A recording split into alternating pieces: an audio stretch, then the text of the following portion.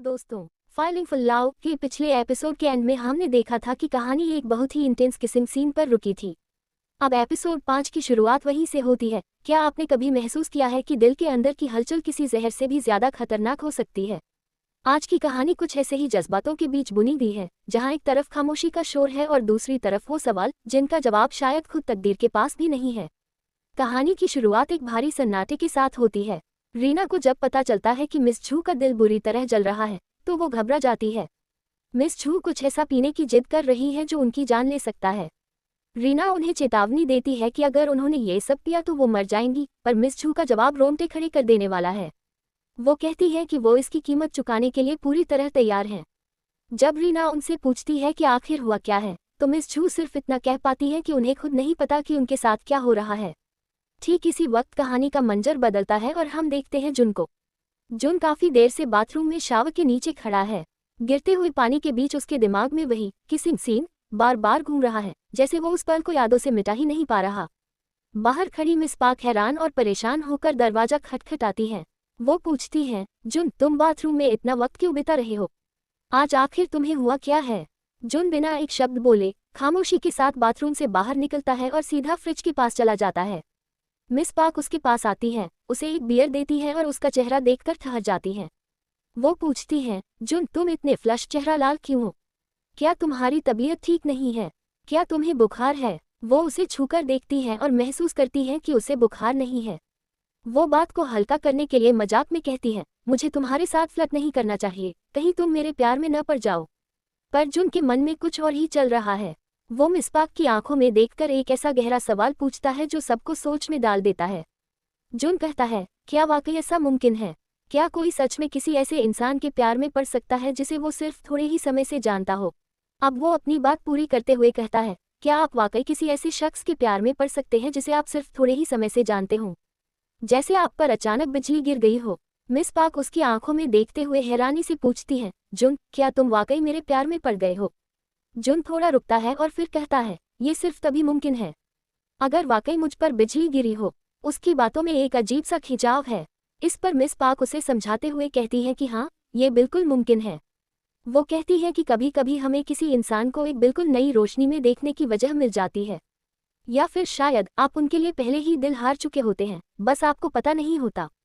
और फिर अचानक एक पल ऐसा आता है जब आपके अंदर दबे हुए वो सारे पुराने एहसास किसी लावे की तरह फूट पड़ते हैं। जुन बस उनकी बात को दोहराता है जैसे लावा, और माहौल में एक भारीपन छा जाता है। ठीक इसी वक्त कहानी में एक बड़ा मोड़ आता है। सीन शिफ्ट होता है सीधा एक हॉस्पिटल में। यहाँ हम डायरेक्टर जेयोल और उनकी मां को देखते हैं।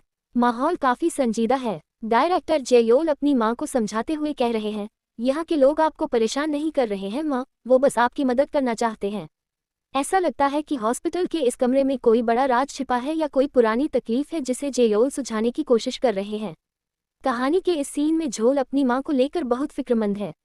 वो उन्हें चेतावनी देते हुए कहता है, मां, अगर आपने दवा लेने से मना किया और फिर से कोई हंगामा किया तो वे आपको वापस साइकवार्ड पागलखाने भेज देंगे। झोल को अपनी मां की बहुत चिंता है। इसके बाद डायरेक्टर झोल के पास उसके पिता फोन पर उस पर बरस पड़ते हैं और पूछते हैं, तुम कहाँ हो और क्या कर रहे हो? क्या तुम्हारे पास इन सब फालतू कामों के लिए वक्त है? पिता का गुस्सा यही नहीं रुकता। वे झोल को बुरी तरह फटकारते हुए कहते हैं, झोल, तुमने इतने पैसे खर्च करके उस जैसे बेवकूफ को काम पर क्यों रखा? अगर उसे रखा ही था तो तुम्हें उससे सही से काम लेना चाहिए था। आखिर तुमने ये मुसीबत क्यों खड़ी की? इसी बीच अस्पताल के टीवी पर मिस्टर जेम्स का विज्ञापन आता है। खबर यह है कि हेमू ने सेक्सुअल मिसकंडक्ट के कारण लॉकेट को काम से निकाल दिया है और अब ऑडिट टीम उसके पीछे लग गई है। सीन के आखिर में झोल के पिता उसे कड़े शब्दों में आईना दिखाते हुए कहते हैं, झोल, तुम्हारा अभी भी अपने ही लोगों पर कोई कंट्रोल नहीं है। मिस्टर चेयरमैन कहते हैं कि तुम इतने कमजोर किस पर गए हो? सोचो कि तुम कौन हो और क्या हो। अगर तुम इसे नहीं संभाल पाए तो तुम भी अपनी माँ की तरह टूट जाओगे। यहाँ हम देखते हैं कि डायरेक्टर झोल परेशान होते हैं और किसी को कॉल लगाते हैं और कहते हैं कि स्टार्टिंग टुडे मैं मिस जू को शामिल नहीं करूंगा, उसे एग्जीक्यूटिव अपडेट्स में शामिल करो। ये सीन शिफ्ट होता है और हम ऑफिस का सीन देखते हैं जहां मिस पाक डायरेक्टर झोल से बात कर रही होती है और कहती है कि ऑडिट टीम अफसरों पर लगातार नजर रखती है और रेगुलर रिपोर्ट देती है, इसलिए हेड को शामिल नहीं किया गया है। इसके बाद हमें पता चलता है कि जोल उससे कुछ कहता है और मिस पार्क कहती है कि आई अंडरस्टैंड सर, हम खुद उन पर नज़र रखेंगे और यहाँ उनका कॉल कट हो जाता है। यहाँ सीन शिफ्ट होता है और हम मिस पार्क और मिस जू को एक साथ लिफ्ट में देखते हैं और मिस पार्क मिस जू से कहती है हेलो और मिस जू रिप्लाई में कहती है आप कैसी हैं और मिस पार्क कहती है बड़ा अफसोस है कि आपने मिस कर दिया। मिस जू कहती है टीम डिनर, चलो उम्मीद करते हैं कि अगली बार कोई नई जगह हो। फिर मिस पार्क उनसे पूछती है क्यों न हम दोनों कहीं चलकर ड्रिंक पिए, सिर्फ तुम और मैं। ये सुनकर मिस जू हल्का सा मुस्कुराती है और कहती है मुझे नहीं लगता कि तुम्हें मेरे साथ ड्रिंक पीकर मजा आएगा, हम दोनों में कुछ भी एक जैसा नहीं है। इस पर मिस पार्क जवाब देती है हो सकता है कि हम दोनों में कुछ ऐसा हो जो हैरान कर देने वाला हो और हमारे बीच कॉमन हो। दोस्तों, यहाँ सीन शिफ्ट होता है और कि जुन को दिखाया जाता है जो मिस जू को देख रहा होता है और वे दोनों आपस में गुड मॉर्निंग कहते हैं। फिर कि जुन कहता है चलो कॉफ़ी पीते हैं, हमें बात भी करनी है। मिस जू कहती है कॉफ़ी छोड़ो, हम इंटरव्यू रूम में बात कर सकते हैं। फिर वह वहाँ से चली जाती है और हम देखते हैं कि वे दोनों इंटरव्यू रूम में आ गए हैं और दोनों बैठ जाते हैं। तब कि जुन मिस जू से कहता है कि कल तो, लेकिन मिस जू उसकी बात काटते हुए कहती है उसके लिए माफ़ करना, मैं माफ़ी चाहती हूँ, मुझे ऐसा नहीं करना चाहिए था, चूंकि आप मेरे जूनियर हैं, अगर आप चाहें तो मेरे खिलाफ कोई आधिकारिक शिकायत दर्ज करा सकते हैं। मिस जू कहती हैं तो फिर आगे बढ़ो, मैं सब कुछ स्वीकार कर लूँगी और मान लूँगी। फिर कि जुन कहता है आप बहुत बड़ी गलतफहमी में हैं, मैंने आपको किस किया था। फिर मिस जू की जुन से कहती हैं तुम किस बारे में बात कर रहे हो, मैंने तुम्हें किस किया था। कि जुन कहता है मिस जू, मैंने आपको किस किया था। मिस जू खड़ी होती है और कहती है मुझसे बहस मत करो, मैंने इसकी शुरुआत की थी। फिर कि जुन कहता है मैं बहस नहीं कर रहा हूँ, क्या आपको लगता है कि आपने मुझ पर दबाव डालने के लिए अपने पद या अधिकार का इस्तेमाल किया। मिस जू कहती हैं तुम मुझे दबाने की कोशिश क्यों कर रहे हो, मैं कह रही हूँ कि जो मैंने किया सो किया, मैंने ही ये किया। दोस्तों, हम देखते हैं कि वे दोनों बहस कर रहे होते हैं। फिर कि जुन कहता है तो आपने मुझे किस क्यों किया, अगर आपने ही ऐसा किया है तो।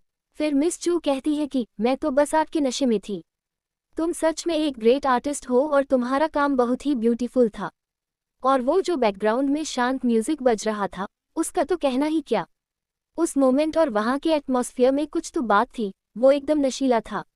इसके पीछे एक साइंटिफिक लॉजिक है, आर्ट का कोई ग्रेट काम डोपामाइन लेवल बढ़ा देता है, जिससे आप एक्साइटेड हो जाते हो और आपकी पल्स और सांसें तेज हो जाती हैं, बिल्कुल ऐसा जैसे आप पर किसी ने जादू कर दिया हो। कि जुन कुछ देर चुप रहता है और फिर बोलता है क्या मैंने जो किया वो वाकई इतना अच्छा था, क्या आपको सच में लगता है कि मैं माइकल एंजेलो या वैसा ही कुछ हूँ। मिस जू मजाक में कहती है मुझे तो तुम्हें नो एंजेलो कहना चाहिए। तब कि जुन कहता है कि तो आपने ये बहाना बनाया कि उस आर्ट ने आपको मदहोश कर दिया था, बस इतनी सी बात है। इस पर मिस जू पलटकर पूछती हैं तो फिर तुम्हारे बारे में क्या, तुमने मुझे किस क्यों किया, मेरा मतलब है अगर तुमने इसे पहले किया था तो। कि जुन कहता है तुम प्रिटी थी, मैं स्टोन कोल्ड सोबर था और अपने पूरे होश में था, मुझे तुम बस प्रिटी लगी, यही वजह थी कि मैंने तुम्हें किस किया।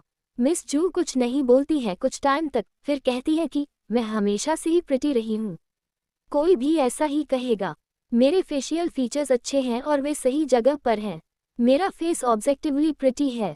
तो क्या हुआ, इसका मतलब यह नहीं है कि हर आदमी मुझे किस करे, भले ही इसकी शुरुआत किसने की हो, हमें यह मानना होगा कि कल जो हुआ वह नॉर्मल नहीं था। ये सुनिश्चित करने के लिए कि ऐसा दोबारा न हो, आइए रिस्क मैनेजमेंट के उद्देश्य से एक रीजनेबल डिस्टेंस बनाए रखें।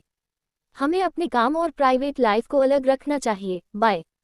इतना कहकर मिस जू जा रही होती है पर कि जुन उसे रोक लेता है और कहता है कि बस तुम्हारी जानकारी के लिए, पहले किस करना और फिर उसके लिए माफ़ी मांगना वाकई बहुत अननोइंग है। दोस्तों, यहाँ सीन शिफ्ट होता है और हमें ऑफिस का सीन दिखाया जाता है जहाँ भी एक कॉलेज न्यूज़पेपर पढ़ रहा होता है। वह कहता है कि mister Chan, born in 1988, year of the dragon, आपका डेली फॉर्चून कहता है कि आपको अपनी सराउंडिंग्स ऑर्गेनाइज करनी चाहिए। He young, born in 1989, year of the snake, ghost someone special west से आपके पास आएगा। वेस्ट, इस पर मिस पार्क कहती हैं मैं वेस्ट में बुचेओन में रहती हूँ, क्या मैं आपके लिए स्पेशल हूँ। फिर वह कहता है मिस्टर मो, ईयर ऑफ द रैम, कोशिश करें कि आपके सुपीरियर आपको नोटिस न कर पाएं। इस पर वह कहता है मेरी सुपीरियर, आपकी सुपीरियर, वह कहाँ है। तो दोस्तों, ये था हमारे आज के एपिसोड का आधा भाग।